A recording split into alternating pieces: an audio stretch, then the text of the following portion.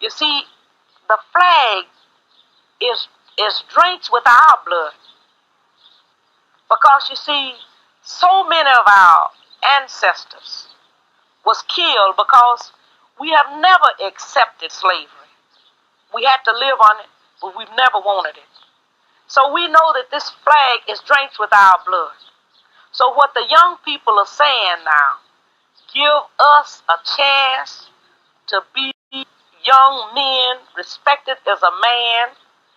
As we know, this country was built on the black backs of black people across this country. And if we don't have it, you ain't gonna have it either, because we gonna tear it up. In the final analysis, a riot is the language of the unheard. What is it that America has failed to hear? It has failed to hear that the plight of the Negro poor has worsened over the last few years. It has failed to hear that the promises of freedom and justice have not been met. And it has failed to hear that large segments of white society are more concerned about tranquility and the status quo than about justice, equality, and humanity. They put their club upside your head and then turn around and accuse you of attacking them. Every case of police brutality against a Negro follows the same pattern. They attack you, bust you all upside your mouth, and then take you to court and charge you with assault. What kind of democracy is that? In my neighborhood, all of the men organized themselves into an armed patrol. They had to take their guns and patrol our community every night because they did not want that to happen again. I mean, that's why when someone asks me about violence, I just find it incredible. What it means is that the person who's asking that question has absolutely no idea what black people have gone through, what black people have experienced in this country since the time the first black person was kidnapped from the shores of Africa. Don't talk to us about looting. Y'all are the looters. America has looted black people. America looted the Native Americans when they first came here. So looting is what you do. We learned it from you. We learned violence from you. We learned violence from you. The violence was what we learned from you. So if you want us to do better, then damn it, you do better. The truth is, no one of us can be free until everybody is free. And every one of us needs to say to our children, children, this is your world. Come out, stand out. I remember having a conversation about my own identity when I was very young. Man, my parents had to sit me down and had a, you black conversation. You know what I mean? And I think that it's a conversation that parents have to have in this country, and I think all over the world. Because it's a real thing. If you don't understand, not the fact that your skin looks like this, but if you don't understand the fact that the world is going to treat you a certain way because of that, and you have to be ready for that. It could cost you your life if your parents don't have that conversation with you. And so I had that conversation at an early age. I am stating very seriously, this is not an overstatement, that I picked the cotton and I carried it to market and I built the railroads under someone else's whip for nothing. I would like to tell folks, man, if you're going to point a finger at the protesters, at the looters, at the rioters, whatever you want to call them, before you point a finger at them, point every other single finger you got back at America. This is what happens when a country promises liberty and justice for all, but only gives you liberty and justice for white folks. This is what happens when one of the wealthiest countries in the world doesn't understand the plight of the poor and the have-nots. You got 40 million people out of work, unemployment, the highest it's been since the Depression era. People have been cooped up in the house for the past few months waiting on stimulus checks. Yet during this whole process, we continue to watch the rich get richer in this country. And not to mention, ain't no good gonna come to America until they do right by black folks. Period. You can't continue to brutalize and kill the descendants of God's children that built this country. Do you understand what that does to us, mentally and emotionally? All this country needed was a reason, and America has given black people 400 plus years of reasons to go crazy. I'm actually shocked that we didn't snap a long time ago.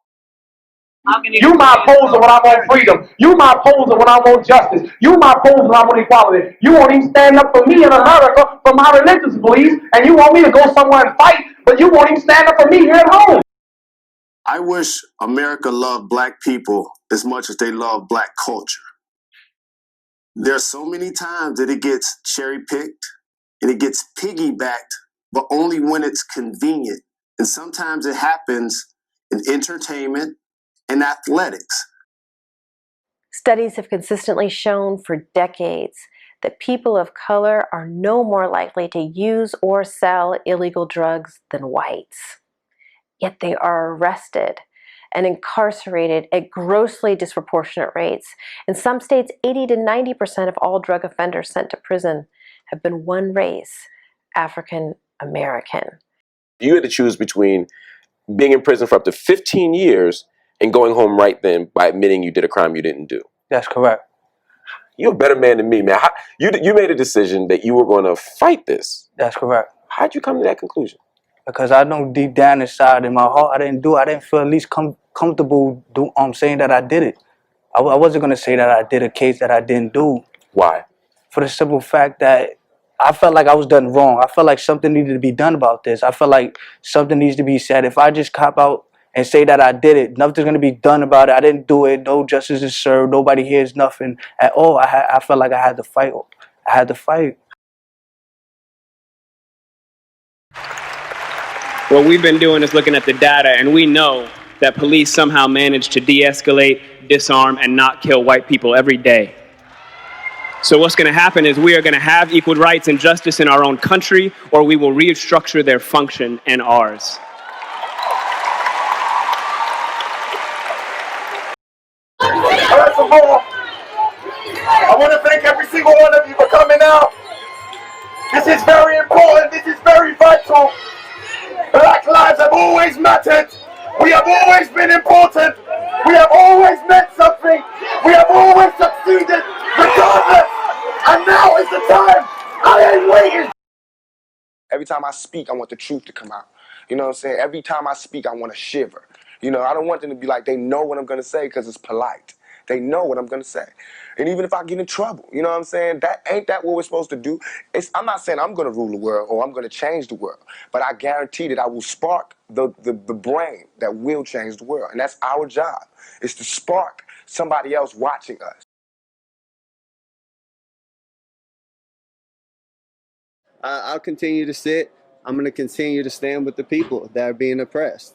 To me, this is something that has to change. And when there's significant change, and I feel like that flag represents what it's supposed to represent, and this country is representing people the way that it's supposed to, I'll stand.